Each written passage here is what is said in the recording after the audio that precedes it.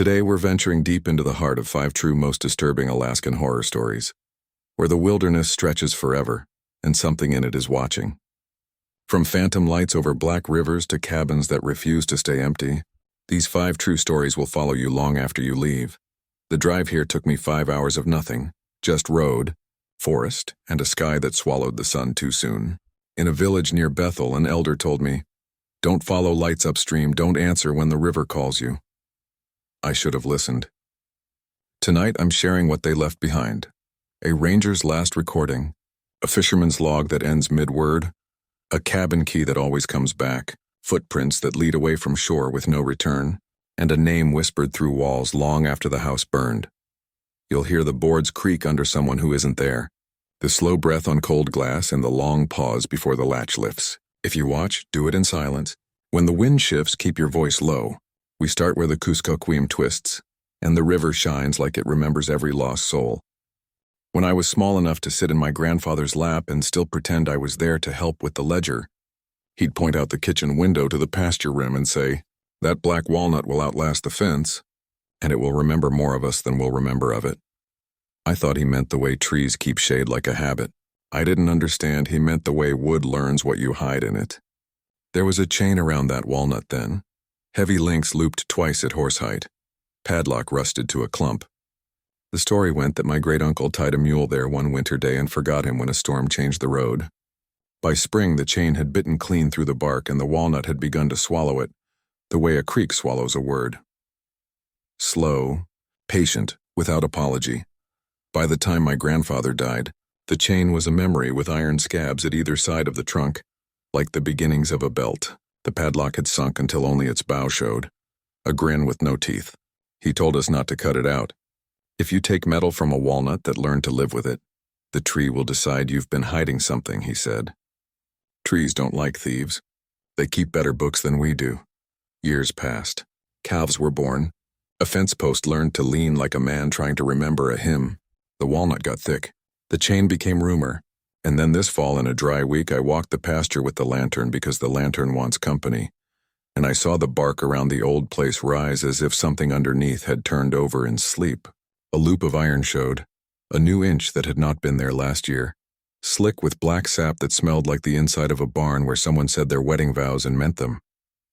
I touched the iron without thinking. It was warm the way a coin is warm, not heat exactly. The feeling of having been decided about. I should have gone home, but the moon had made itself useful, and the hills were in that posture they take when they mean to listen but don't intend to offer advice. The air above the pasture tasted like walnuts taste when you cut into their green hulls, sharp, bitter, useful for dye. In the valley below, the church porch kept its bulb, and beyond it the river rolled over itself like a man remembering a mistake in private. I set the lantern at the base of the walnut and watched the light climb the trunk, watchful as a dog. The blue ring, the one that tells me I am not walking alone, learned the flame's edge and stayed thin, like a vein a nurse hasn't found yet. It was quiet. Not the woven laurel quiet, not the creek's kept breath. A barn quiet you can hear a deer breathe and a mouse decide and your own blood carry news. Somewhere a coyote declared himself without a witness. Farther off, the clinch field's wrong clock ticked once in my head and then minded its business.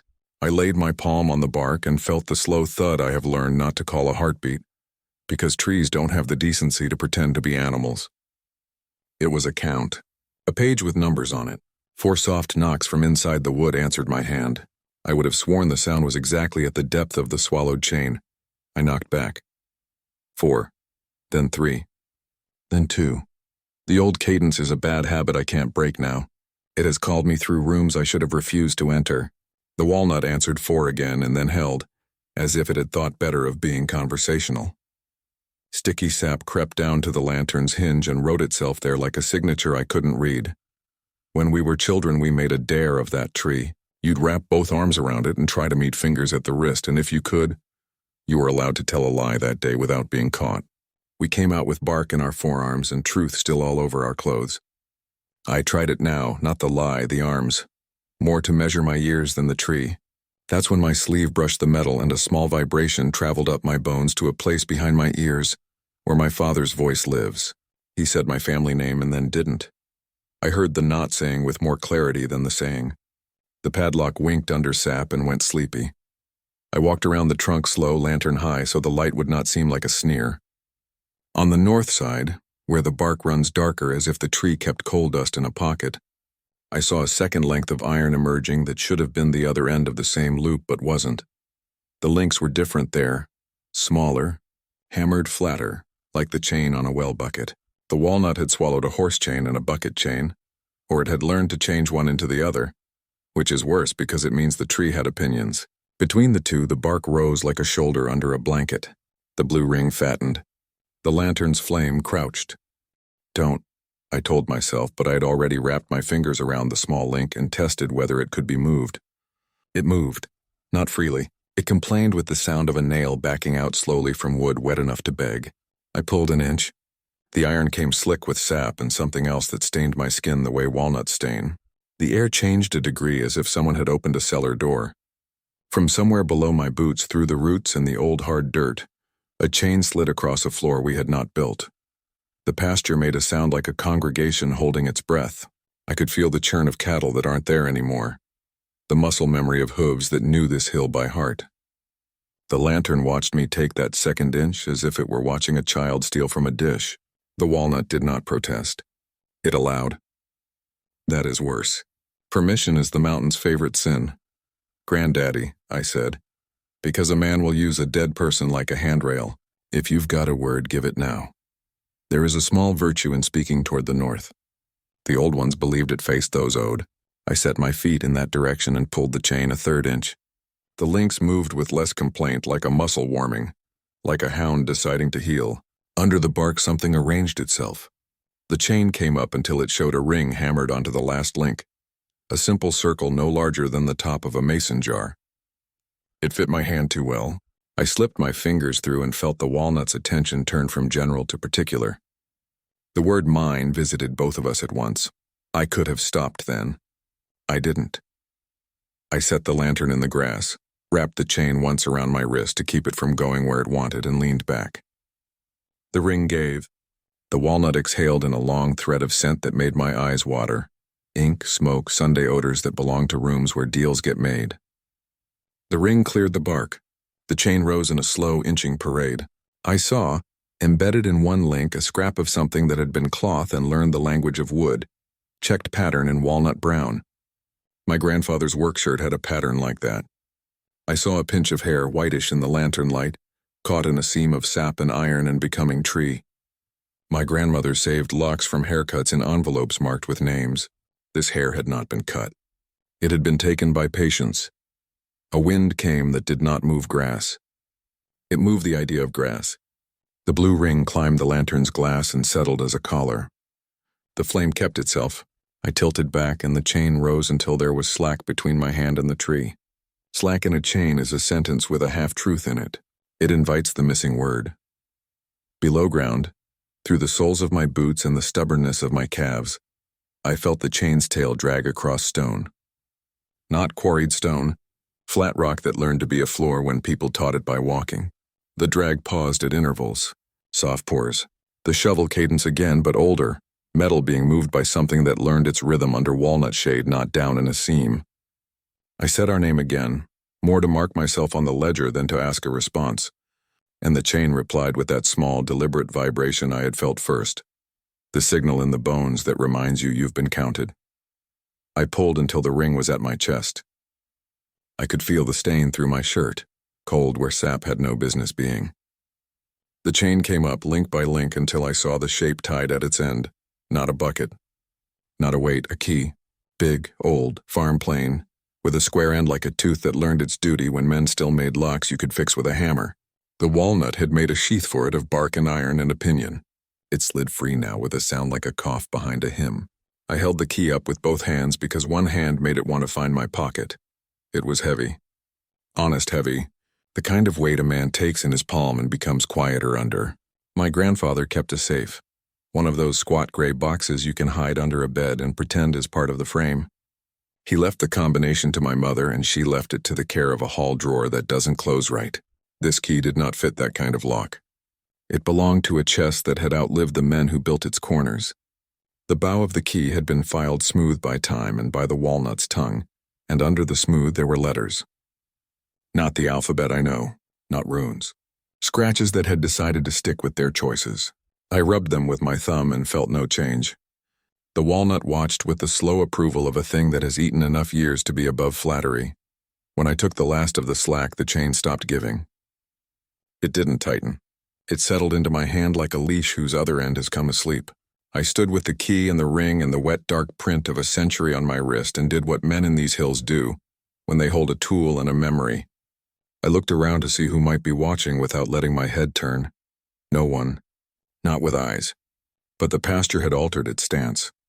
The fence at the rim had straightened a degree as if preparing to testify. The stars in the walnut's black leaves had dimmed to a gray that felt like a courtroom at dusk. Far off on the road toward the grade, the patient tapping on post began and then ended as if deciding I was not tonight's business. The creek somewhere below decided to keep its breath again, politely. "All right," I said. "If there's a lock, show it." The key tugged my arm toward the north side of the trunk, not much the way a child tugs a sleeve to tell you it is time to leave before the cake. I followed the suggestion and set the lantern against the roots. In the light, a seam revealed itself, thin as a harp string, running down the bark from shoulder height to knee, gummed with sap that had dried in a dark gloss. I pressed at either side. The seam refused me the way a dog refuses a command from a man it does not love yet. I set the key's tooth against the seam and felt it learn its way as if wood could accept instructions. It turned, not into a tumbler, into a tension. The seam widened the width of a finger. The smell that pushed out was every winter I have lived and one I haven't yet. Inside was not hollow. Inside was more bark, tighter, darker, as if the tree kept a second coat for the part of itself that does the remembering. The key turned again because my hand made it. The seam became a slit. I heard a small metal click, not in the tree. In my pocket. I reached and found the widow's note, the one I'd tucked there and forgotten to remove to any safer place. "Say mine," she'd written. The paper had creased a new way, and I could see where something had touched it with a finger too cold for ink. "Widow," I said, low, because that word has become my foxfire in the woods. The slit widened enough that the key fit into a space shaped roughly like itself but learned by bark, not iron. It slid in slow. The walnut's count resumed under my palm, soft, accurate. 4, 3, 2. I braced for 1. It didn't come. Instead, the chain behind the key moved on its own, 1 link forward, and the ring on my wrist tightened as if to keep me at the right distance. Through my boots, I felt the tail of the chain below quarter turn across stone. A weight shifted in that cellar I had not dug. It was delicate, the way old heavy things can be. The pasture fence clicked in its staples like a choir making the sign of agreement. In the valley, a bell rang a wrong note and nobody claimed it. In the slit, I saw a color that isn't a color. Walnut dye, yes, but deeper. The tone iron gets when men who love it stop pretending they don't.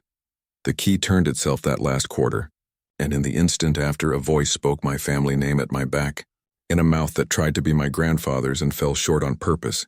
I did not turn. The lantern's flame lowered itself out of respect. The blue ring climbed its glass like a collar being fastened by hands you don't stop, because they belong to the person who taught you how. The seam in the bark opened 1 more finger width and then set. No door. Just 1 more question you can't unask. Something came up on the chain from below, moving toward my wrist, not fast, not slow, with the confidence of a guest who has been late and is sure you waited anyway. The links ticked as it passed each dent in the old wood, each scar, each growth ring that had learned to live around iron. I expected cold. What slid out of the slit and into the lantern's light was warm and the weight of a prayer, a locket on a short tail of finer chain, knotted twice with a scratch across its face. You could mistake for a map if you needed to believe maps loved you. I knew that locket. My mother's mother wore it in a photograph where she is not smiling, and my grandfather's hand is on her elbow in a way that could be possession and could be rescue. She wore it to my christening and then never again. It vanished when I was 11 the week a storm took 1 tree and left this one. We said we had lost it. The walnut had been keeping it. I held it in the orchard nights, and the trestle and the grade and brown mountains. Sockets arranged themselves behind, my eyes like strangers in a church pew waiting to see if I could sing. The locket's hinge was sticky with tree. I worked it with my nail and it opened on two ovals of faces that had once been sharp. On the left, my grandmother before any of her children learned to disappoint her. On the right, an empty oval blackened not with age but with something like soot from inside a stove that doesn't draw right. I felt then, not saw, another face try that oval from behind, like a hand finding a glove. My jaw opened a degree without asking permission. "Widow," I said, bracing my tongue against my teeth. The trying face paused. The key in the slit settled. The ring on my wrist loosened as if to warn, choices multiply in the wrong light. I blinked. The empty oval stayed empty.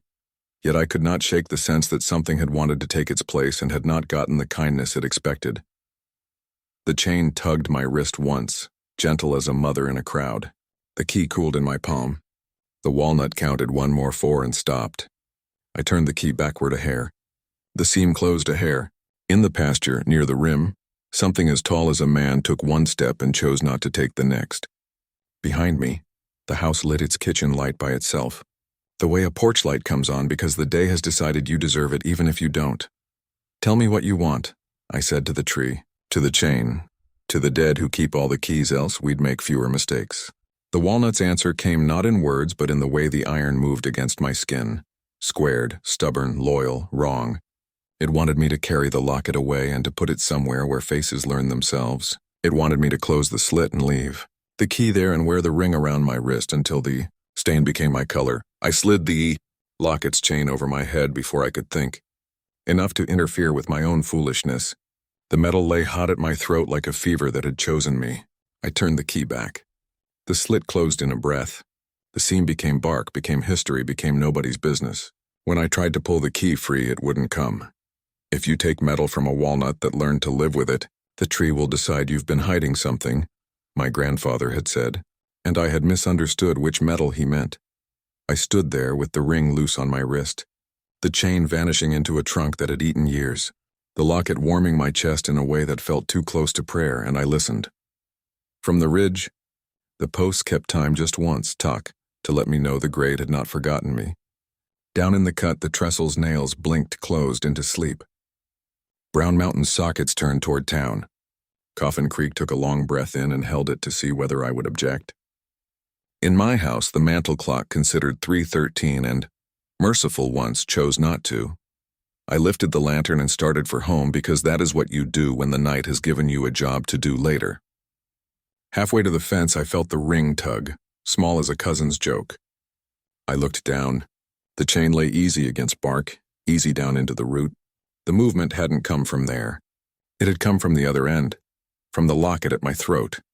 The empty oval inside had filled, just for a blink, just long enough for a name to get up on its elbows and try itself on my mouth. My jaw loosened the way a hinge learns to love a door. A voice behind my ear used my father's shape to soften our surname into something you could sell in a town that doesn't like you. I did not close the locket. I walked with my lantern and its blue collar and the ring's light tugging the way a good dog invites you to a hill you shouldn't climb tonight. At the fence, I felt the chain under my skin agree with the wire. The two lows hummed like a stove that finds draft. On the porch, the kitchen window held me in its black. Behind my face in the glass, I saw the oval try again, round as a mouth, empty as a promise. I put my tongue to the roof of my mouth until I tasted walnut hull, iron filings, and Sunday. "Widow," I said to my own reflection, because sometimes it is best to work with what you have. The ring on my wrist tightened like a hand choosing how much to love. The locket warmed another degree, as if a face had pressed itself against the picture from the wrong side and settled there to see if time would keep it. In the room behind me, the clock coughed and made up its mind, and out in the pasture, under a walnut that had eaten a century and learned to hold its breath through our mistakes, the chain moved 1 link on its own, just enough to remind both of us which end I was holding now. When I was little, I thought every family had a woman who measured air like flour and could tell if you'd stolen a mouthful that didn't belong to you. We called her Granny. Everyone did, whether blood claimed her or not. She lived in a cabin where 3 hollows meet, a place wind doesn't choose but accepts. Her porch was narrow and her rocker was a sound more than a chair, and across her lap she kept a strip of hickory with notches burned into it, 1 for each breath she had counted for the living and the near-living and the stubborn dead who refused to keep their own.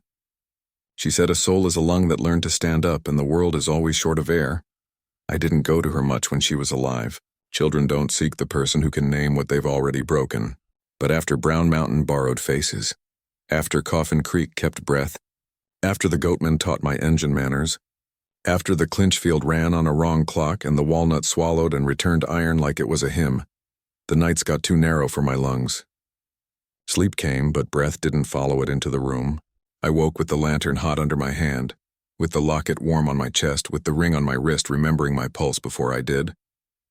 In the window behind my face, a seam twitched like a mouth thinking about speaking. At 3:13, the house made the soft cough of something deciding which side to stand on. So I walked to Granny's place because everything else in our hills had begun to keep tally of me, and I wanted to see the ledger. The path to her cabin is older than our name. Laurel holds its quiet there without meaning harm. A spring that has not failed in the memory of liars comes out of the hill and minds its own business in a stone trough, then slides away into ferns that never appear to move and always have. The sky found me and lost me as I went under the oak, under the sycamore with the white glove of bark, under a tangle of grapevines that remember boys better than men. The shepherd's crook tapped the packed dirt like a blind man who knows every board in his own floor but taps anyway, to remind the house who owns whom. Granny's door was a door the way a mouth is a mouth. Even when it's shut, it says things. I knocked 4 times and then 3 and then 2 because I'm a fool. And I heard her voice even though Clay has been keeping it for 20 years. "Stop that," she said, "not cross, just exact." "You don't count for the dead unless you've been hired." The latch lifted without a hand. The room was small, and the air had paid rent. A bed under the window with a quilt the color of smoke. A stove with a single round lid polished by old careful hands. The rocker in its place with the strip of hickory laying across it like a sleeping dog. And on the table in a wide-mouthed jar without water, a handful of weeds that didn't belong together. Queen Anne's lace, 3 sprigs of pennyroyal, a bit of boneset, and 1 black feather that reflected nothing at all. I set the lantern by the stove, and the blue ring climbed its glass and then thinned, as if it had been made to act right in this room. The locket on my chest lay still. The ring on my wrist settled to a weight and then to a memory. For the first time in weeks, my ribs decided they might have room. "Granny," I said, because I have never found a better word for the person who tells you what you already know and charges you pride for it. "I need you to count." Her voice came from the rocker. It didn't rock. The strip moved, just a hair, just enough to show me a new notch at the end where no notch had been. "You've already been counted," she said. "That's your trouble. You let everything keep your measure: creek, mountain, nail, chain, train, woman, wolf." She paused, as if the last one had chosen itself. "I didn't let—" "You did," she said, and the word rode the room like a lantern through fog. "You let and you asked which are cousins. Sit down, son." I sat on the straight chair by the table, back to the wall because I have earned that habit. The hickory strip slid off the rocker and came across my knees without crossing the floor. It was worn where hands had turned it. Burn marks in tidy pairs along its length. Between some, a double-width notch with a tiny cross cut into the edge. I knew, the way a mouth knows salt in the dark, that those were the breaths she'd counted twice, once for the body, once for the thing that had borrowed it. "Why twice?" I asked. "Because you never were alone," she said gently. "You're people collecting debt like pokeberries, cooking them down and pretending purple is a normal color for your tongue. You think a mountain calls only the man who puts his foot on it. You carry a family's air in your lungs, and you can't pay it all back with one person's exhale." She told me to breathe in. I did and felt mean. She told me to breathe out. I did and felt poor. She moved her thumb on the strip and made a mark I could not see. "Your count's short," she said. "You've been giving away the second beat so long you forgot it exists. That's why you wake with no air. You handed the part that comes after the breath to whatever has the better manners. Now all those things, creek, mountain, nail, chain, train, woman, wolf, are saving that second beat for their own winters." "I want it back," I said, and heard a child in my mouth. "You may get it," she said. "You won't keep it by yourself." From the mantel, no pictures, just a shelf. She took a small jar with a cork that had learned to mind. The jar held something black and soft. Soot, I thought. Fire left over. She pulled the cork with her teeth and flicked the jar toward the stove. The soot didn't float. It fell in a straight ribbon, and when it hit the iron lid, it made a sound like a finger run across a comb. A smell rose, lamp smoke and old coal mixed with boiled sugar. The room leaned toward it without moving. "What is it?" I asked. "Breath you didn't earn," she said. "Collected from places that don't finish their sentences. Flues that never draw. Lantern chimneys that learn to keep what they were given. I saved it. Not for you. For the kind of day when a body gets robbed at church. This is the kind of day." She told me to open my mouth. I thought of the brakeman's hand and of the he wanted, and of Doss saying a title could be payment. I didn't open. She laughed, nice, mean, proud. "Boy, if I wanted what that machine wanted, I'd take it and give it back new, and you'd be grateful. Open." I opened. She didn't pour. She pinched a bit of the soot between finger and thumb and blew it toward me. It did not drift. It broke into 7 tiny cottages of night and stepped into me. No tickle, no burn, no taste, just 7 places that had been empty filling themselves with something they recognized. My heart miscounted once. The hickory strip tapped my knee. "There," she said. "Your seconds came home with their heads down. Don't make them feel foolish." She turned the strip and held it as if to mark again, then didn't. "Now," she said, "why are you really here?" I tried the easy lie, just to breathe. The lie died quick. I reached up and laid my thumb on the locket. It was warm the way bread is warm in a kitchen that knew the recipe before the cook did. "This opened," I said. "It wants a face." "Everything wants a face," she said. "Mountains, trains, nails, chains, women, wolves." She added the last again, and a small chill stood on the back step. "What face does it want?" "Mine," I said, which was the wrong answer and the only one I could think of. She didn't correct me with words.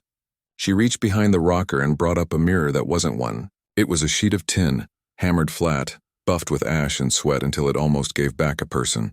She set it on the table and the room stepped into it without changing. "Show me," she said. I opened the locket with my nail.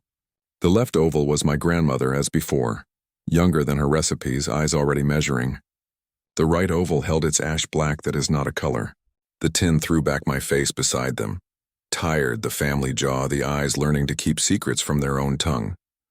Behind my reflection, as always these weeks, the seam moved a hair like a mouth that had chosen to wait one more minute before speaking.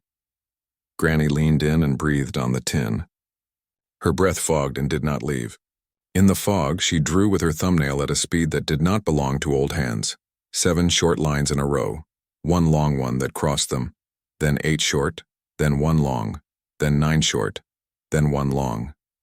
Tally marks. On each long, she planted the nail of her thumb and pressed until the tin groaned a little, as if remembering it had once been part of something bigger. "You were born on a count of 3, she said. "Your father tried to make you count by 4s. Your mother taught you to prefer 5s. The mountain runs by 7s. The train reckons in 9s. The creek," she tapped the tin and it rang like a coin. "Keeps whatever's left in the jar. We are going to open your mouth on a number that doesn't belong to any of them." "What number is that?" 2, she said. "The lonely number. The paired number. The promise number. The one men are afraid to speak unless they can see where it ends." She made me hold the tin mirror in my lap and the hickory strip across it as a crossbar. She set the jar of saved breath to my left and the black feather to my right. She took the shepherd's crook from where I had leaned it and laid the hook over my shoulder. Light, familiar, like a saint with a bad sense of humor. "Breathe," she said. And this time when I drew in, it came easy and didn't feel stolen. "Count with me. 1, 2. We counted 2 together 7 times, then 8, then 9. On each 2, she tapped the hickory and I felt a little click under my tongue, as if a latch were testing itself. The lantern's flame shortened and lengthened, a polite pupil. The blue ring stayed thin, as if ashamed of how it had behaved in other rooms. Outside, the spring decided to run louder for a while. The porch step accepted a weight that did not make wood complain. On the 16th, too, the locket warmed in my hand. On the 17th, the seam behind my reflection eased and showed a brightness that wasn't a color and wasn't a light. On the 18th, something in the yard sniffed the air like a dog being polite in a house that isn't its own. Granny tapped the strip once more and lifted her hand. "Now," she said, "say your title." "Widow," I said, and it fit my mouth a hair better than last time, the way a ring fits better the day after you've worn it to bed. The locket's empty oval shivered. The soot in the jar shivered. The feather didn't. "Again," she said. "Widow," I said, and the seam behind my face in the tin widened as if it were meant to learn. The empty oval in the locket showed for a blink the curve of a cheek that could have been mine if I had been kinder younger. And then the curve was gone. "Now say what you are not," Granny said. I didn't know. My mouth started 3 words and let all of them die in the lane. "Not," I tried, and she clicked her tongue. "You are not an open door," she said. "Say it like you mean it." "I am not an open door," I said, and the whole cabin agreed a little. The stove lid popped as iron sometimes does when it remembers heat. The spring outside quieted as if a large animal had put a hoof in it. "Good," she said. "Now tell what you are." "A neighbor," I said, surprising us both. The word sat in the room and proved it had paid rent. Granny's rocker creaked once, first time all night. "That will do," she said. "Now close the locket, half," I tried. The hinge resisted and then allowed just enough to make a slit, a seam like the walnuts, like the mouth in the window. The empty oval wasn't empty anymore. It was a promise with a thin lid. Breath pooled against my teeth. "Listen," she said. From the corner of the room where a shadow had learned how to be patient, a sound came that was not the shovel cadence, not the train, not the creak. It was a counting, quiet, deliberate, spoken in a voice that had no throat and did not need one. 1, 2. It stopped there, like a teacher waiting to see if a child will follow. On the wall, the shadow stretched long and thin as if it wanted to be useful. "That's who you brought home," Granny said. "Not a face. A counter. Everything in your life wants to finish a number on you. This one wants to start one and never finish. It means well. It is greedy. It will count you asleep and count you waking and count you down into the road where the goatman keeps time with his crook, and count you up onto the trestle where the brakeman shows you where to put your mouth. It will count you out of your own name if you let it. You can't fight a counter by silence. You have to set a metronome it can't own." "How?" She reached for the feather and stuck it upright in the soot jar like a quill in an inkwell. The black disappeared into black and looked like a hole that had memorized itself. "You give it a job," she said. "Counters love work. If you don't give them work, they count your breath. If you do, they count what you hand them until they forget why they came." "What work?" She smiled then, the way old women smile when they remember a joke a man never understood. "Windows," she said. "Make it count windows." She stood, no protest from Bone, and walked to the door. She didn't open it. She pressed her hand to the wood and whispered the number 2 in a way that made the latch choose her. The door unlatched itself and stayed shut. "There," she said. "That is a window now as far as it is concerned." She turned to the wall and tapped a knot. "Window." The knot learned the word. She pointed at the stove's ash clean-out. "Window." She pointed at the empty jar on the shelf. "Window." She pointed at my locket. "Half window." She pointed at my mouth. "No window. Won't it know?" "It will," she said, "and it will argue, and you will keep it too busy to win." She put the hickory strip back across the rocker and the room brightened a hair the way a face brightens when someone comes back from the barn with the right tool. "When you leave here, walk past the switchback grate and don't look at the posts. Walk past the trestle and don't open your mouth when your jaw asks you to. Walk along Coffin Creek and don't say anyone's given name. When the walnut tugs your wrist, tell it to mind its own ledger. If Brown Mountain lifts its sockets, lower your flame and do not let it see your face. And when the figure behind your window seam says your family name in your father's mouth, you answer with a job. Count the windows." "What about the breath I owe?" "All breath is owed," she said. "The point is to owe it to the right thing. You owe it to dinners and to mending and to standing up when old people walk in, and to the quiet hour before your house wakes when you can hear the stove decide who it is. Pay that. Let the creek keep its jar. Let the train have its watch. Let the mountain get its due in the turning of your boots away from its call.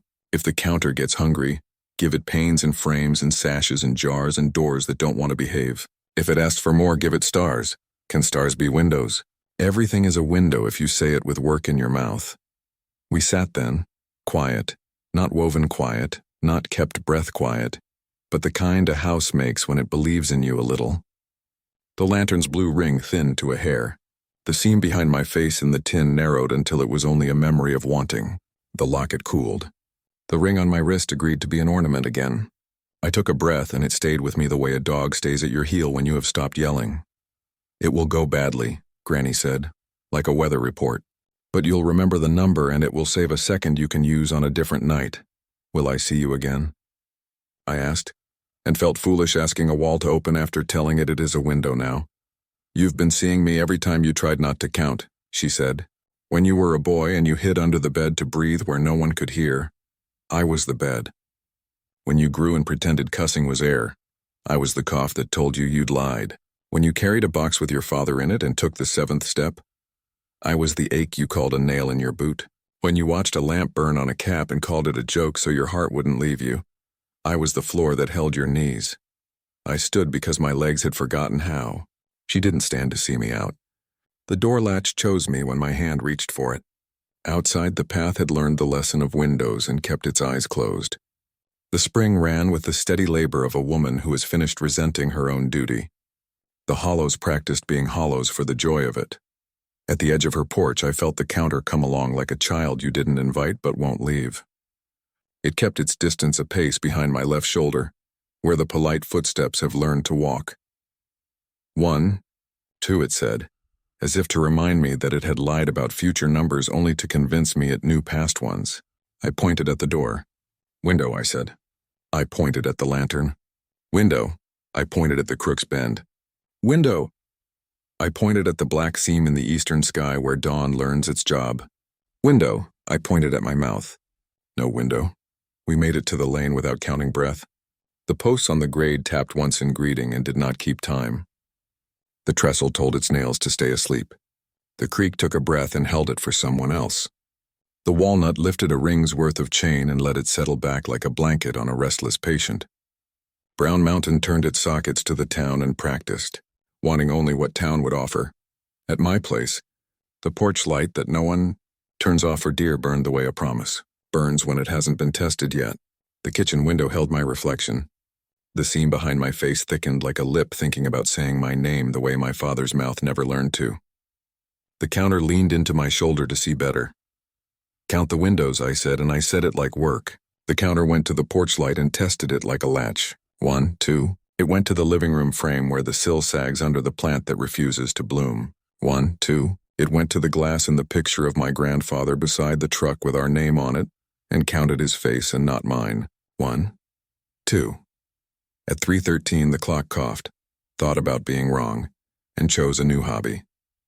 The seam behind my face whispered my family name in my father's mouth, soft and round. My jaw loosened to show I had learned the lesson the brakeman prefers. I put my tongue to my teeth until it hurt in a way I owned. "No window," I told my mouth. The counter hesitated, almost insulted, then found the lamp chimney and the stove lid and the jar on the sink, and the small square of glass I keep in a drawer to remind myself I once thought mirrors could be kind. 1, 2, 1, 2. Granny's rocker, 2 hollows away and 20 years under dirt, creaked once like a tally approved, and then the voice at my window, seeing I wasn't coming, seeing I had work for the thing that likes to count, shifted from my father's round kindness to another voice I knew from a night no. Child should know, the low patient sound a wolf makes when it has discovered the fence and learned where it sags. Did not say my name, it said 2, not 1. 2. Just 2. As if it had found the lonely number and meant to keep it. The counter at my shoulder stopped mid-syllable, as if a better foreman had arrived on site, and the seam behind my reflection opened the width of a fingernail, not to speak, not yet, but to show that it had learned what a number can do to a door that never meant to be one. My grandfather never called it Devil's Circle.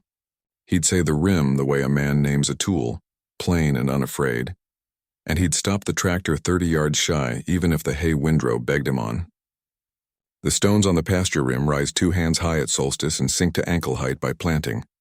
And if you say that out loud around people who moved here for cheap land and views, they'll laugh the kind of laugh that means they hope you're joking. The cows never laughed. They walked wide, heads low, and took the long way to water. I had not been up there since the walnut gave me the locket and the chain decided my wrist. Granny's strip had taken my measure. The counter had learned to count windows, and the voice at the pane had tried on 2 like a wolf tries a fence.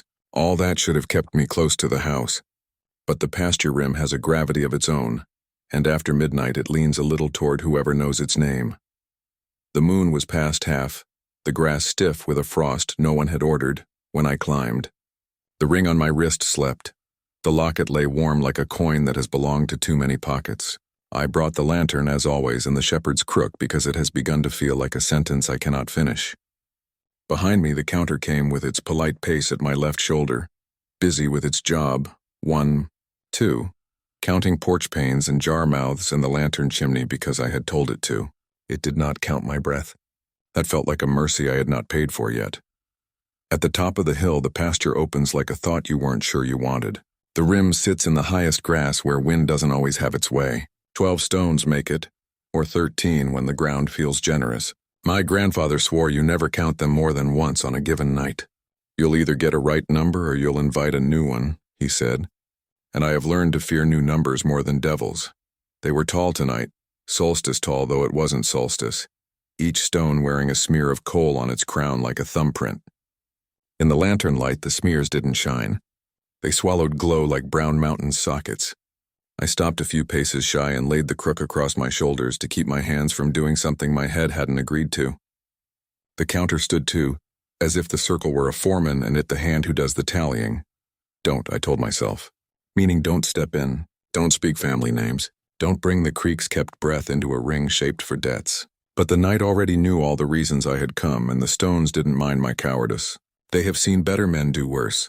The wind on the rim has opinions. It ran fingers through my hair with a familiarity I did not recall offering. Down in the bottoms, the porch light made its rectangle. I could hear the road toward the switchback grade argue softly with itself about which way it prefers. Somewhere beyond at the narrows, a whistle did not sound, and the trestle's nails blinked closed in my mind. In the locket, behind the empty oval's soot, something moved like a trout under black water. No window, I told my mouth, so it wouldn't offer what the brakeman likes to take. The counter was already counting the stones as if they were pains. 1, 2, 1, 2, never reaching 3 to keep the wolf off the fence. I set the lantern down at the ring's edge.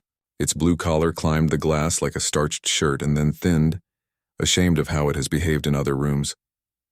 The light made a small bright in grass that preferred frost. Between 2 stones, a drift of seed heads shivered, then held still too hard. I kept my feet planted outside the ring and did the dumb thing anyway. I spoke. "Granddaddy," I said, and the wind took his name in a polite hand that did not let it fall. "If this is where we pay what we owe, tell me how to carry the bucket without spilling." The rim answered like it always does, by choosing who else should walk into the room. Out of the dark to my right came a step. Not polite, not purposeful, familiar. Heel heavy, toe careful, the old boot rhythm that has learned my kitchen. My father's gait wearing someone else's patience. It stopped just past my shoulder and tasted the air as if the pasture had set a table. On my left, the counter held still, uncertain whether to count that step as a window. "Window," I told it quietly, and it resumed its litany, almost relieved I did not turn. The seam behind my window has taught me that cost. "If you're my father," I said to the stones, "you can stand and watch. If you're the thing that likes his mouth, you can learn new manners. We don't whistle here." Across the ring, in the gap between 2 stones that leaned toward one another like gossip, a light rose the height of a palm and then hovered. Not flame. One of Brown Mountain's sockets, but narrowed as if embarrassed to be late. It didn't belong atop a pasture stone. The 2 kinds of hunger don't usually mingle. When they do, rooms change their rules. The socket turned its seam toward my lantern like a moth belly up to a jar. The coal smear on the stone drank a little light and did not finish. I felt the crook on my shoulders grow heavier, as if the hook had learned gravity specific to the circle. We have rules about the rim, unwritten and not enforceable by any court that uses paper. You don't step in alone. You don't bring a lantern higher than your knee unless you mean to be seen. You don't say north unless you're willing to be owed by it. And you never, if you can help it, turn your back on the gap that points toward the walnut line. I had already broken the second rule. I had already learned I'm not good at obeying good advice. I eased the lantern down to a low stake of light. The socket on the stone lowered too, as if obeying a choreography older than scolding. "Count the windows," I told the counter, to keep it from counting my lungs.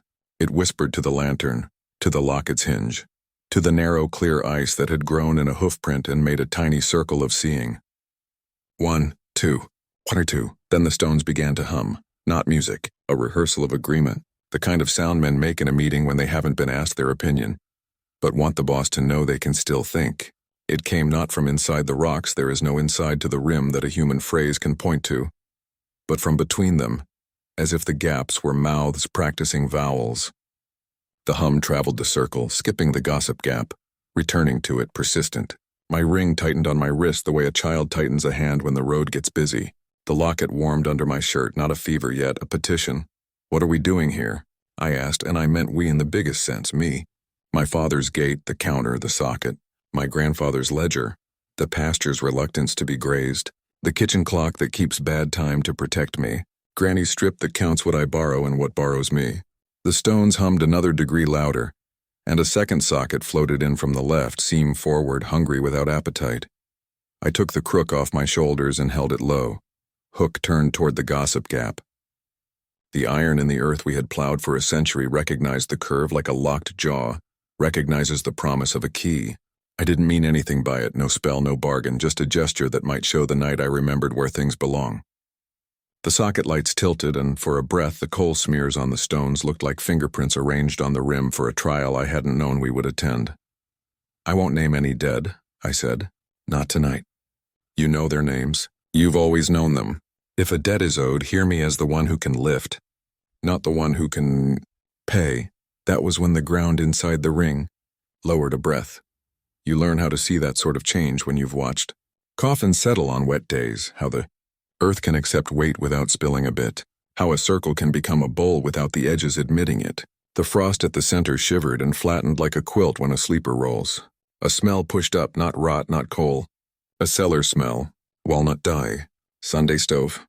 A walnut keeping books in a room no one else has the key to. The locket at my throat wanted to open. So did my jaw. I put my tongue to the roof of my mouth and thought no window. The counter, sensing a job, ran to the stones and counted each coal smear as a pain until it had taught itself boredom. 1, 2, 1, 2. The wolf number did not arrive. The old boot step beside me did not move. The sockets blinked their seams like eyes ready to be relieved of watch. "If I step in," I said to the rim, to the walnut, to the kitchen clock, to anyone who might answer without making a habit of it, "I won't turn my back until you let me leave. If I stand out, I won't ask again. Tell me now. My legs will do what you choose." The hum gathered like bees deciding to remain a cloud. Somewhere behind me at the fence line a staple popped, metal complaining in a timber voice. Coffin Creek took a careful breath and held it. The posts on the grade tapped once. Down in the valley a bell with no church rang the wrong note like a doorbell that hasn't worked in years but remembers how to insist. The counter stopped, abruptly, mid-2. I felt it turn its head toward me without having a head to turn. "Window," I told it, pointing at the gap between the leaning stones because I didn't know what else to do. It began again, relieved. 1, 2. The locket cooled, then warmed, then settled. The ring slackened on my wrist the way a dog's leash goes slack when it has decided you will go where it wants without being pulled. I stepped in. The change was not big. It never is. The air at shin height had a weight the air outside the ring did not. My boot went down and made no sound. The frost did not crack. The lantern's light did not cross the stones. It stopped at the line and leaned there, well brought up. The sockets, 2, now 3, drew closer to the gap and held, obedient to a rule even they respected.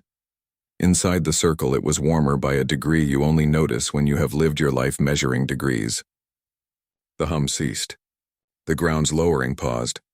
I could hear the creak of the walnut chain in the dark beneath my wrist, and the breath I had been saving for winter settled into my chest like a bird into a hand. In the locket's empty oval the ash went blacker, like a sky that is choosing between a moon and a mouth. "What do we owe?" I asked. The stones answered by leaning a hair toward one another, closing the gossip gap just enough to show they'd heard me ask it true. From the soil between them, not from the frost, not from the earth, from the count itself, the shovel rhythm came, the scrape, the lift, the soft pour, only gentler than I have ever heard it, as if the one digging did not wish to wake a child. "You are not an open door," I told myself out loud, firm as a weather promise. "I am a neighbor." The words did a small, decent thing in the air and were not embarrassed to be seen. A fourth socket slipped over the stones and hung above the center. Its seam parted a hair, not to look, not to swallow, to a line, like a sight someone had cut into a rifle.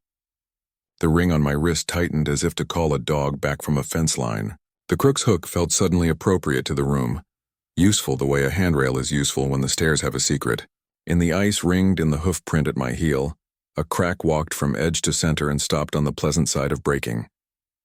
The old boot step moved one pace nearer and knew better than to set itself inside the circle.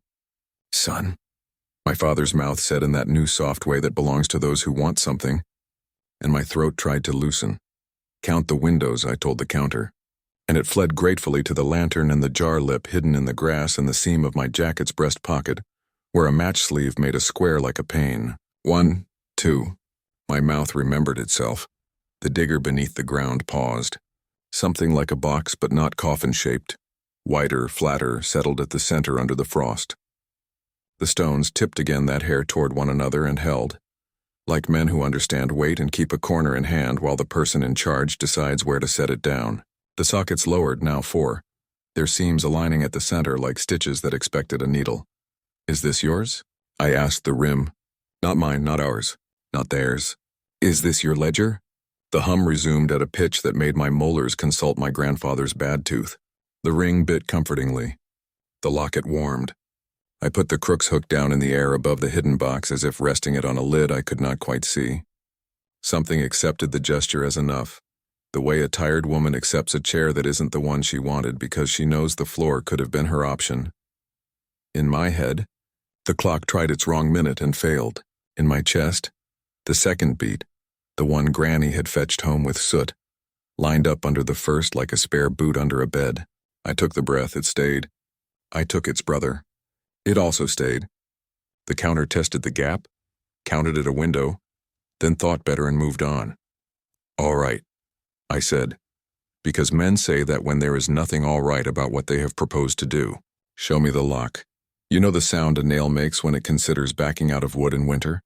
The high little squeal like you've asked a violin to admit it remembers its first teacher? The sound came from the soil at my feet, not loud. The frost did not melt. It loosened. The seam in the earth, not a crack, not a wound, just an arrangement, put itself where a key might like to find it. I knelt without asking my knee's opinion. The ring on my wrist tugged, small warning. The locket beat heat like a hand on a door you mean to ignore. I set the crook aside and pressed my fingers into the seam, and they found not dirt, not root.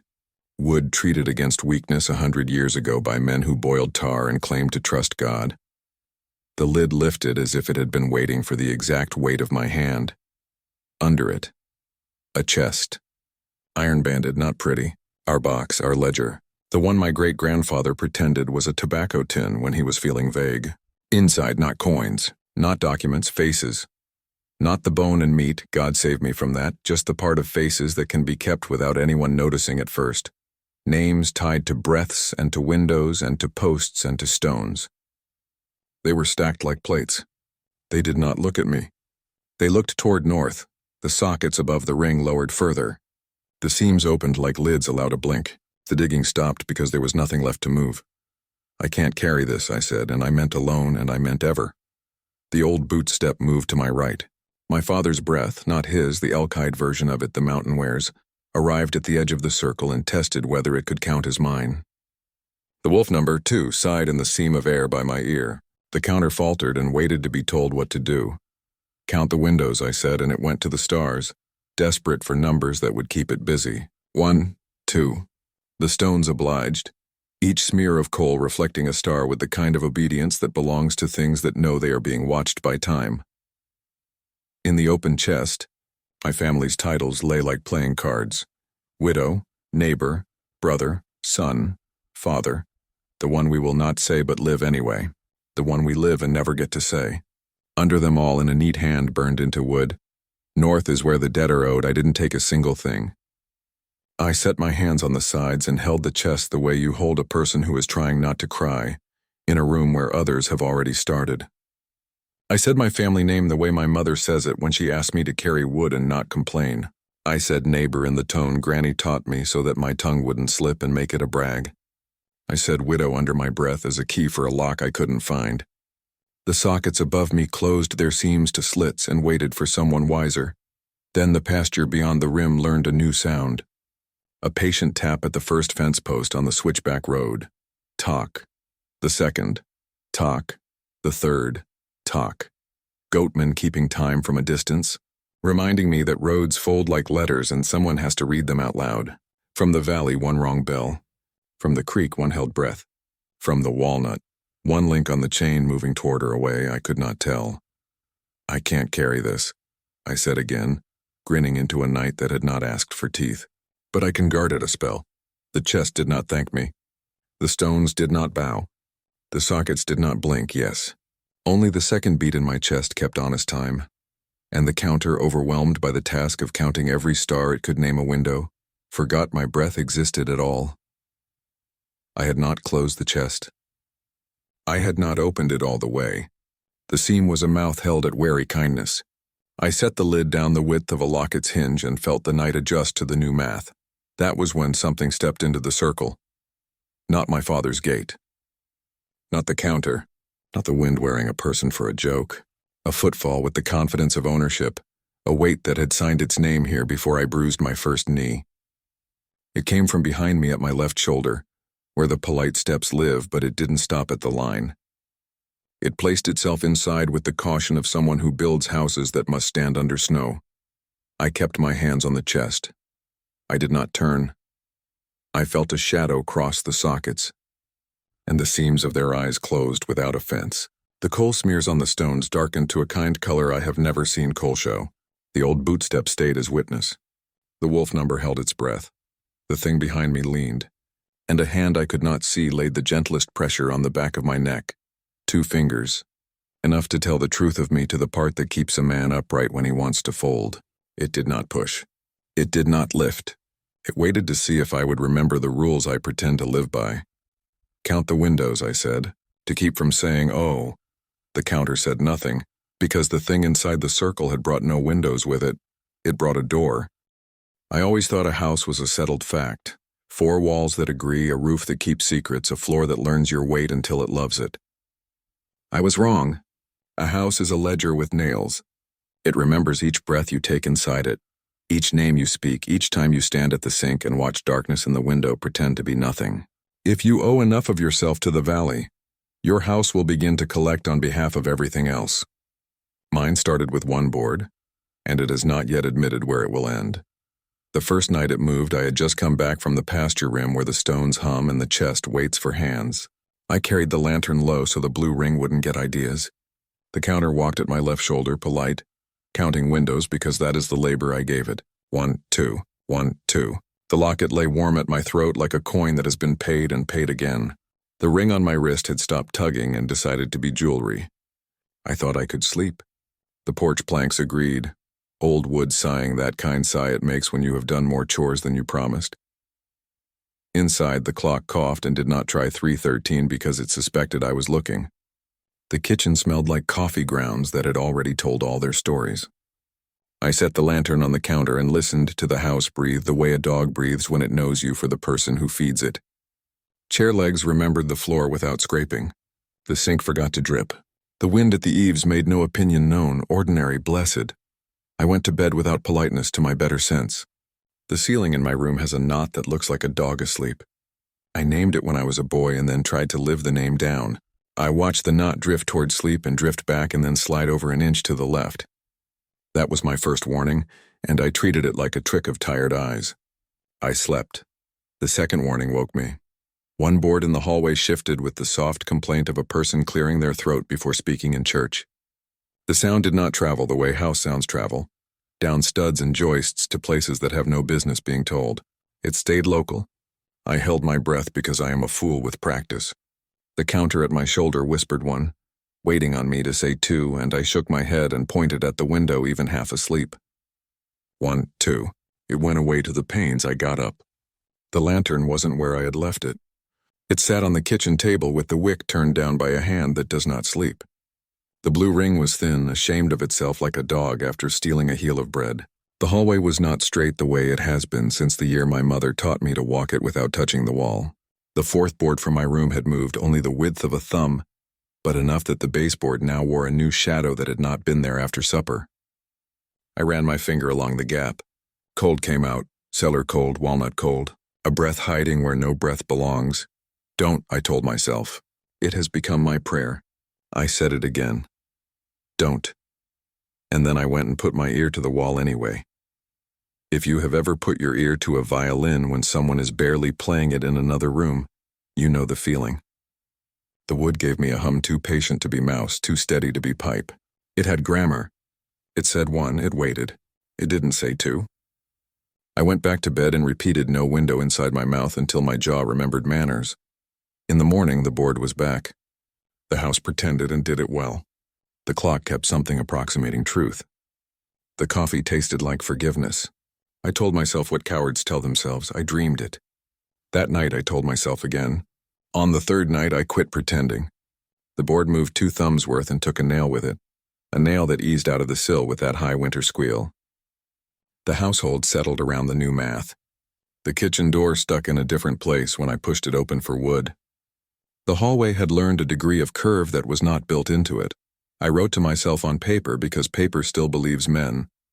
If one board can move, what else is free?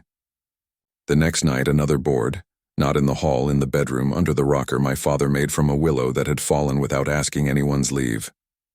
The board lifted a hair at the joint like a book taught to show a hidden page.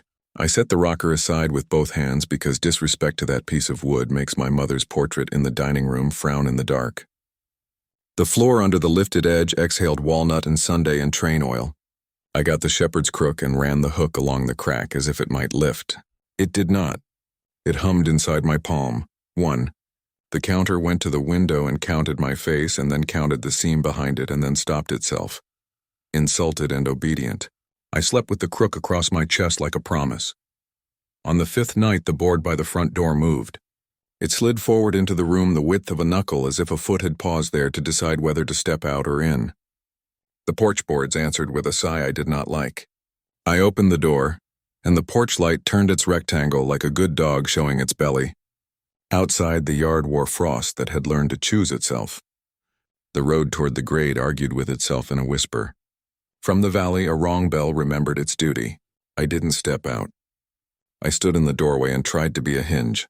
If I had had someone to ask, I might have said, "Is my house learning to walk?" But there isn't anyone to ask who would give an answer. That isn't a sermon. Houses, like mountains, hate being talked about as if they are new. On the 6th night, the step on the staircase added itself. We have 12. We have always had 12. I know them in the dark with my shins. I tripped on 13 with both hands full of wood. The lantern bruised the wall and showed me a grain I had never met. A new board, clean, tight, laughing at the nails around it that had taken a century to decide their vows. The 13th step was not nailed. It was decided into place by the house itself. I set my foot on it. It bore me with that smugness fresh work has when it holds a load like it invented the task. We count steps because steps make numbers. Men like knowing how far their feet will fall. I sat on the 13th and practiced 1, 2 until the counter relaxed enough to go count window glass and stove doors. The voice at the pane, my father's mouth softened, the wolf's too sharpened, said our family name like it meant to change the first vowel and then changed its mind. I said neighbor, and the board under me warmed or I warmed, which is the same on certain nights. By the end of a week, the house had moved 7 boards. The hall leaned. The bedroom had a seam that didn't follow the plank's grain, but ran under it the way water runs under ice. The kitchen door stuck and then didn't. The pantry shelf learned a new slope, a small tilt toward the north wall where my grandfather kept his safe with the combination that belongs to drawers that don't close. In the mirror behind my face, the seam had learned to match the angle of the hallway. The counter got too busy keeping tallies of panes and jars and lamp chimneys to notice my breath. I felt rich with air and poor with everything else. I asked Granny in the only way I know how. I went to stand under the sycamore with the white glove of bark and the spring that minds itself. Her cabin doesn't need a door to be present. The rocker made one small noise like the notch at the end of the hickory strip being chosen. Houses move, she said without coming outside. They always have. It's only pride tells you they don't. The question is, toward what? Toward a door, I said, surprising myself. Her voice came through the wall like smoke through a shirt you intend to wear anyway. Everything is a window if you say it with work in your mouth. Doors are another thing. You mark a window, you give a counter a job. You mark a door, you give a hunger a hall. Who's hungry? She didn't answer. She didn't have to. Brown Mountain's sockets will take a face if you let them. Coffin Creek will keep a breath. The Goatman keeps time. The Brakeman wants your O and will take your seconds if the O refuses. The Walnut keeps keys. The pasture rim keeps ledgers. A door would give them manners. But I'm the one who lives here, I said, like a child. Choose which debts you'll collect on their behalf, she said. That's what home is for when it wants something. I walked home knowing less and more. The yard behaved, the porch wood listening. The kitchen hires the night to lift heat out of the stove and lay it under the table where feet find it. The mantel clock tried 3:13 and apologized. The new seam in the hall ran another thumb toward the corner and stopped as if not to embarrass me in front of myself. On the 9th night, something else moved. A picture. My grandfather beside the truck with our name, shifted in its frame the width of a breath. His eyes, those exact eyes, tracked a degree to the left, toward the north wall. I set the frame straight. He moved again, polite, insistently, back to his preference. I hung Granny's mirror tin beside him so they could argue amongst themselves, and for a while they did, and the room lightened like work being shared. On the 10th night, the seam in my bedroom widened the width of the locket's hinge. The empty oval wanted. The walnut stain in the crack gleamed like a road with rules nobody wrote down. I put the locket in my mouth, foolish, and tasted iron and Sunday. I said widow without taking it out because a title isn't a crumb and shouldn't be chewed. The seam paused, offended or amused. It wasn't fast. That's what made it worse. Each night the house moved one board, one seam, one nail, never twice in the same place, never failing to finish the tiny job it set itself. The lantern's blue ring behaved in the kitchen and sulked in the hall. The porch light burned like a good friend. The counter wore itself out tallying jars and sashes until it started counting knotholes and shadows as panes, because I had praised it for being thorough. The voice at my window said my family name in a tone I wanted to deserve and did not. I said neighbor like I meant it, though I have not been a good one in months. What kept me up was not fear. I have plenty of that, and it does what it does, sharp one minute, dull the next. What kept me up was the sense of direction in the small shifts. The house wasn't wandering. It was aiming by inches, by boards, by seams toward the north wall. North is where the dead are owed. The map learned me the sentence. The pasture chest wrote it like law. If the house was making itself a door, I knew which wall would own it. I began to measure the space I had not known I was lending. Between the hall seam and the stove, between the 13th stair and the window that faces the poplars, between my bed and the wall where no bed should be if you want to wake honest. On the 12th night, the floor under the mantel clock shifted a halfpenny's worth and the clock's pendulum allowed itself a longer swing. 3 times it kept to courage, and on the 4th it tried the wrong minute. No window, I told my mouth before the brakeman could have his pleasure. The counter woke and counted stars through the glass until the effort made it dull and dear. On the 13th night, of course it was the 13th, the house learned how to move a board without moving it. The picture frame didn't change, the plank didn't slide, the nail didn't squeal. My bed did. It edged toward the north wall while I was still inside it, courteous as a boat bumping at a dock. The knot in the ceiling, the sleeping dog, opened one eye and then looked where it had been trying to drift those first nights. My head met the cold of the wall without having decided to. My breath left in a hand I did not authorize and then came back because I had learned about seconds. I sat up. The room wasn't my room. It wasn't not either. It was a draft version laid over the final copy. A studio tracing of furniture that had once lived one board over. The seam in the plaster directly ahead of me glowed the color of walnut hull in early October. The locket heated like polite tea. The ring tightened enough to remind me I was wearing it on purpose. I could hear the posts on the switchback tap once for manners and the trestle nails blink anew. Order and Brown Mountain get. Curious in its sockets and the creek take a long breath and not give it back yet and the pasture rim hum a pitch that makes men straighten their hats. All right, I said. Because the word does not mean what it says. All right. I stood with the crook in my hand because I have not learned a better habit. The counter came quivering to my shoulder, eager for assignments. Count the windows, I told it, and it ran to the porch light. 1, 2. It ran to the lantern. 1, 2. It ran to the picture frames and the glass on the clock and the shine on the stove lid and the small square of mirror in the drawer. 1, 2. It did not count the seam. I put my ear to the north wall the way I did to the hall the first night. The hum was there, deeper old, walnut cellar and train oil and Sunday. The sound that heavy wood makes when it decides to become door and not admit it yet. Behind the hum, a polite step placed itself where polite steps always place themselves, behind my left shoulder. My father's mouth, not his, formed my family name in the wolf's number and let 2 ride the vowel. The brakeman's hand lifted somewhere far off where long wood meets river. The goatman laid his crook across a post because someone had asked him to. The chest at the rim kept its lid set on the width of a locket hinge, neither open nor shut. Granny's rocker made a mark I could not see in a room I refused to look at. I spoke before the house could. No window, I told my mouth. Neighbor, I told the wall. Widow, I told the seam. Count the windows, I told the counter. And when it hesitated, I pointed at the stars. 1, 2. I took the locket off because it wanted to open at the wrong time and laid it on the mantel where the clock could keep it from lying to me. The seam brightened. Not light, a decision. It stretched downward to knee, upward to shoulder. I touched it. My fingers came away stained the color of walnuts. The crook lifted on its own, just the hook, and rested against the wall as if measuring a mouth it had been carved to occupy. I had a stupid thought then. This is why my great-grandfather drew that curve where north should be. Not for goats or for grades. For a door. When the latch lifted, it did it softly, like a person who knows your bedroom and has decided to enter without announcing themselves, because they can't bear to wait another second for you to wake. It lifted from the inside. I never knew we were a sideways family until the hill told me. We've always talked like men who go down, into seams, into cellars, into the part of a story a decent person leaves out. Down pays. Down makes a ledger that's easy to tote. But the night my north wall lifted its latch from the inside and put a seam in the room the color of walnut dye, I learned my people were the other kind. When trouble came, we didn't dig deeper. We went sideways, hunting for the old room we'd left for ourselves in case the mountain decided to speak on our behalf. I didn't step through when the latch rose. I learned that lesson at Brown Mountain.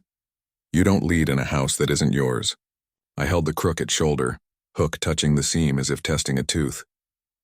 The ring on my wrist tightened not in warning but recognition, like a dog at the first bend of the pasture road. There it is, the path you forget until you smell it. The counter at my shoulder whispered 1, 2 at the window and refused the seam. It knew better than to count doors. Neighbor, I told the wall low, so the room would accept the title without making a religion out of it. The seam thinned.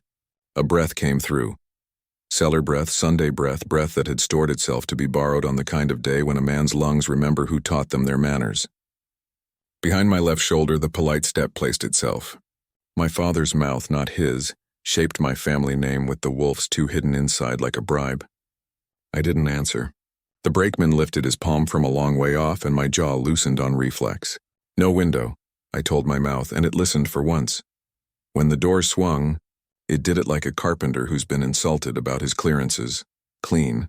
Quiet. It opened only the width of a locket hinge, our measure now, and stopped. Beyond, not a hall. Not the slope of dirt I expected from a dugout. A black that held its shape like water that had learned to stand. I hung the lantern low near the crack.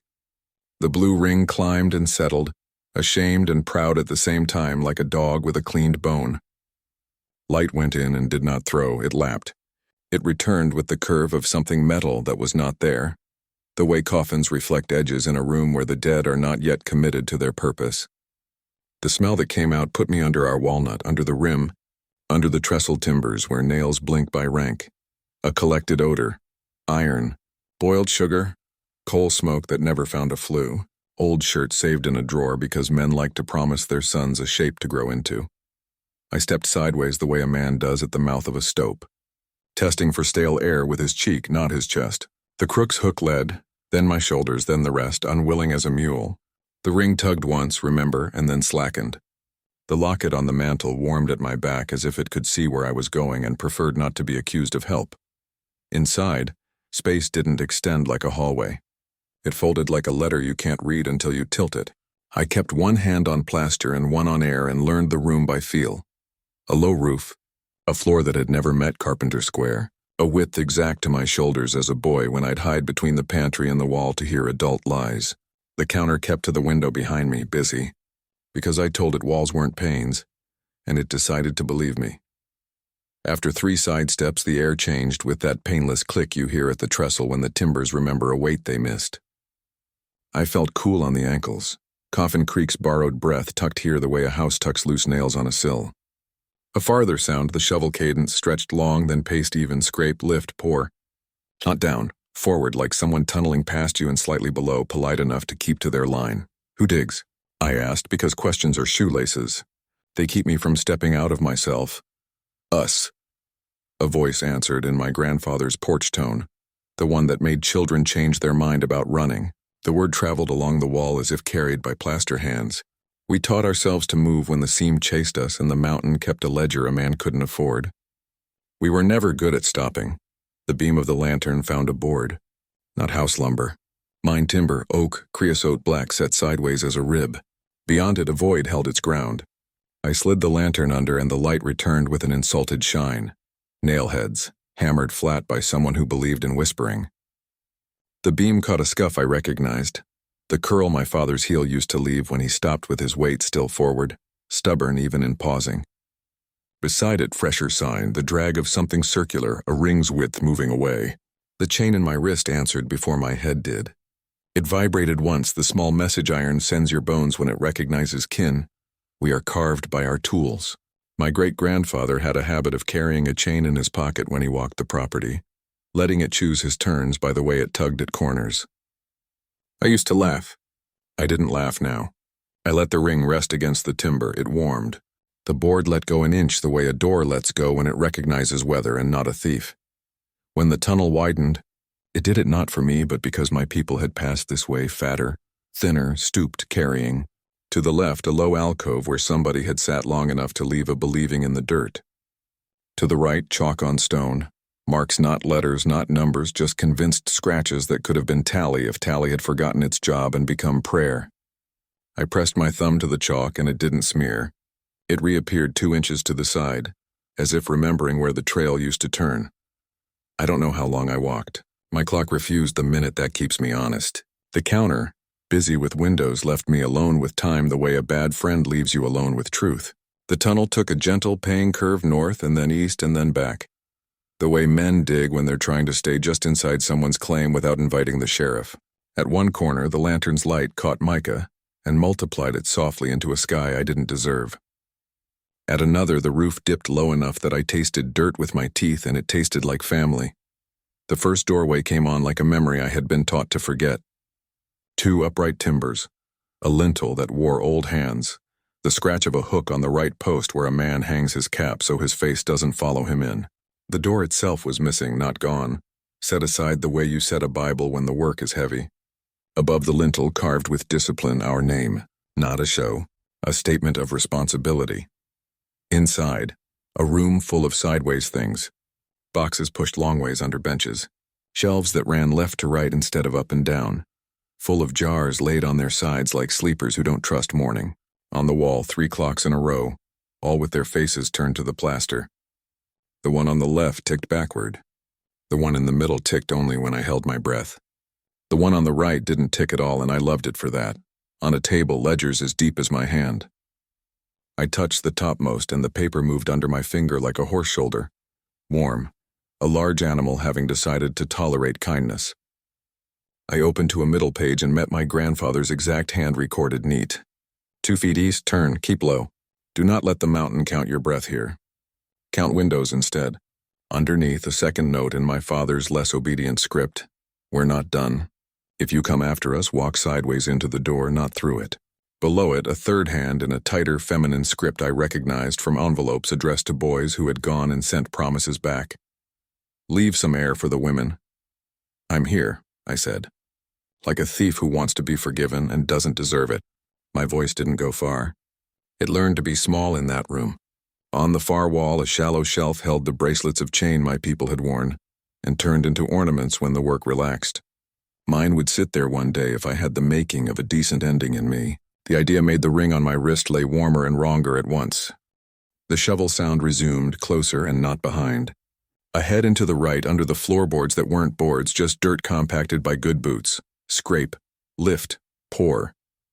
It stopped to let a second sound pass. 4 soft raps, then 3, then 2.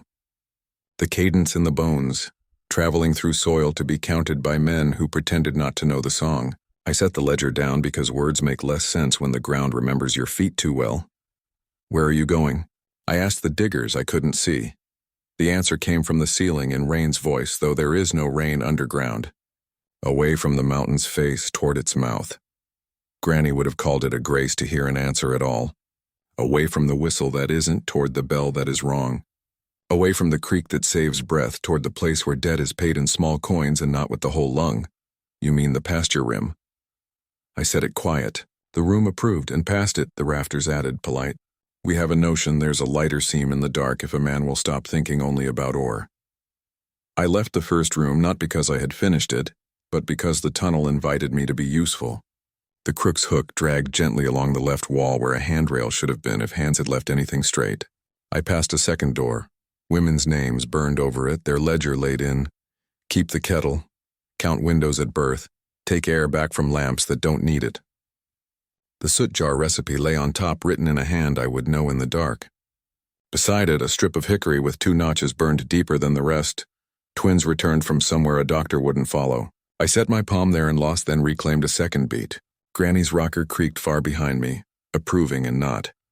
The third doorway was missing its posts. It was only a difference in air. The crook knew it like a tongue knows the place where a tooth used to be. I put my shoulder through and felt the world shift a penny's worth east. The tunnel turned, and the sound of digging stopped, not because the diggers were finished, but because the diggers were listening to see if I would speak my family name and call men from rooms they weren't ready to leave. I am not an open door, I said aloud. It steadied the roof and made the dust sit down. The lantern's flame shortened into a disciplined candle of itself. The blue ring found the glass and learned reserve. On a left wall, chalk marks again, these in rows of 2. Wire, the tally of a man keeping track of windows he had given a counter to chew. Each pair crossed clean through by a long line. Underneath, scuffed with a tool handle the way men write when their pen is a burden. 2 is a rope. Don't let it be a throat. My Uncle Ray's voice lived in that sentence. I heard the cap tip, felt Brown Mountain's borrowed sockets turn away just for the breath it takes to remember we are cousins. A wind came from ahead. Not creek, not train, not pasture rim bell. A domestic wind, a good house wind, baked bread, ironed cuffs, a baby's neck. It made my eyes fill, because men don't often admit that's the air they have wanted all along. In it lived the sound of our steps on stairs that weren't mine. Women's light feet, men's heavier ones, old people dragging their respect. The diggers paused. My ring tugged twice, a dog and a bell. The locket on the mantel warmed behind and didn't move. The seam behind my reflection at home learned something I would not like. The tunnel opened into a 4th doorway, and beyond it I saw not rock and not lumber, but a cut through to a room that belonged to no one I could claim. I knew it without being introduced, the neighbor's root cellar, old, braced with crocks laid sideways like sleeping pigs. Our tunnel had come up under his wall. On his shelf lay a jar of beans. On his hook a coat that smelled of tobacco, in his corner a shovel with a handle smooth as prayer. A lantern sat dead on his step. His window above ground had been counted, and counted until the counter had grown tired and sweet. He snored the way men snore when they answer no one in sleep. That's what we've always done, I understood. Not steal. Join. We dig sideways under our own lives until we find the place where someone needs a door and hasn't learned to admit it. Then we make a hinge out of ourselves and call it a favor that can't be repaid. I stood there, with my hook on the sill of another man's dark, and felt ashamed for all the ways I'd waited for the mountain to decide what was owed. In the root cellar air, a bell far down valley rang a wrong note. Coffin Creek released a breath it had been hoarding since my last visit. The goatman tapped a guardrail post for courtesy, and then left it alone. The trestle nails blinked all at once and went back to sleep. The pasture rim hummed a working note. The chest at its center shifted the width of a locket hinge and settled as if the bookkeeper had gone for his supper. The diggers resumed. They weren't in sight. They were a feeling in the floor. Scrape, lift, pour, in a cadence that lets a boy's ear grow into a man's without breaking the drum. They were heading past our neighbor, past the next house, toward the church that keeps its porch light for deer and men who forgot they were loved, toward the school where women stand and count windows because Granny taught them how, Toward the store where a bell rings despite being wrong and still brings men to a counter. Toward the houses built by men who don't believe in tunnels until their basements remember their grandfathers. Do we shore it? I asked the air, stupid honest. A small laugh came from the chalk. We shore it by showing up, the wall said. We put ribs in by carrying folks who can't lift their own names through a door they didn't know belonged to them. I leaned the crook against the neighbor's shelf and took the shovel from his corner. It fit my hands like a sentence I had been born into, tired of pretending wasn't mine. I didn't start where the diggers were. I cleared my own threshold, swept my own sideways, widened the space between my wall and his stacked jars enough that the tunnel wouldn't steal his air if the mountain got greedy. The ring on my wrist lay quiet and content. The lantern flame stood tall and patient. The blue collar thinned into manners. I don't know how long I worked. The clock at home tried to lie and missed me. The counter chuckled at window panes until it had nothing left to count, and wandered to the jars and the stove lids and the tin mirror, desperate to feel useful. The voice at my window said my family name in my father's mouth with the wolf's number pressed into the vowel, and found only no window to cling to. The brakeman grew bored of a jaw that stayed shut. The goatman turned his crook into a shepherd's staff and stood with it a while, listening to the hill breathe through my efforts. When I finally stopped, my lungs drew a double beat and kept it without changing the price. The shovel leaned against my leg like a dog. Sweat cooled on my back the way river water cools a boy who learned to float without permission. I returned the tool to the neighbor's hook and made a little mark in the dust beside it. A window counted twice paid. On the way back, I found the second room fuller than before, our ledgers fatter with things that have no number. A porch light left on by someone who no longer remembers why that is good. The extra biscuit someone drops off a plate in case the dead still like to eat when they visit. The silent minute in a church when all the men admit they hope the women will outlive them. The clocks on the wall adjusted their preferences. The backward one ticked forward for the length of a sigh. The middle one ticked when I exhaled as well as when I drew breath. The one that did not tick at all made a soft sound not even I could pretend to hear. At the doorway with our name above it, I stopped to run my thumb over the carved letters like a man checking his own teeth. We're a sideways family, the hill had told me. I believed it now with the gratitude that follows shame. We dig past thresholds to carry air into rooms that are wrong shape for breathing. We set latches that will open from inside when a house remembers it deserves a door facing north. We shore with company. Back in my wall's seam, I turned the crook gently and the plaster learned how to be a door again without sulking. The ring loosened as if the dog had understood we were going home. At the mantel, the locket lay warm like kindness cooling. The counter crawled into the clock and fell asleep on the minute it likes. The house sighed the way a dog sighs when you've put your boots away and sat down in the place it understands. All right, I told the room, and this time I meant it. I banked the lantern. The blue ring rose and thinned and then did a thing it had not done before. It slipped off the glass and settled around my wrist. A second collar beside the ring of chain, warm, light, ready to be summoned back to duty when a window wants counting, or a sideways wants digging. At the window, behind my face, the seam didn't speak my name. It said 2 in the wolf's number, and waited to see if I'd return the count. I put my tongue to my teeth until the hurt felt like something I had earned. Count the windows, I said, and pointed at the stars until my arm ached. Then from the north wall, the seam I'd left, you know that sound a latch makes when a hand you love chooses it? Gentle, decided. The door that had opened from the inside began to close, not because I had ordered it, but because a hand on the other side had finished, for now and meant to return later with more company. I did not ask whose hand I did not turn to watch. I listened to the slow click as it found home and thought I heard, beneath it, the shovel cadence a little farther along, a little closer to the church and the school and the store and the houses where men who do not believe in tunnels sleep through. The sound of being kept alive. The latch settled. The seam dimmed to walnut. The boards under. My feet moved one more thumb's width toward the wall. I have learned how to walk my own house as if it were a road. Hand on plaster, breath steady, seconds kept like coins. The counter mutters one. 2 it pains and jars until it tires. The lantern's blue collar sleeps against my wrist like a tame thing. Yet every night the boards creep, 1 thumb at a time, toward the north wall, and the latch that opened from the inside remembers my touch. Down valley, Brown Mountain turns its empty sockets toward roofs. Coffin Creek holds its breath like a stubborn child. The goat man taps a single post when he wants me to listen without moving. At Harlow Narrows, the brakeman lifts his palm and waits for an "oh, I will not give."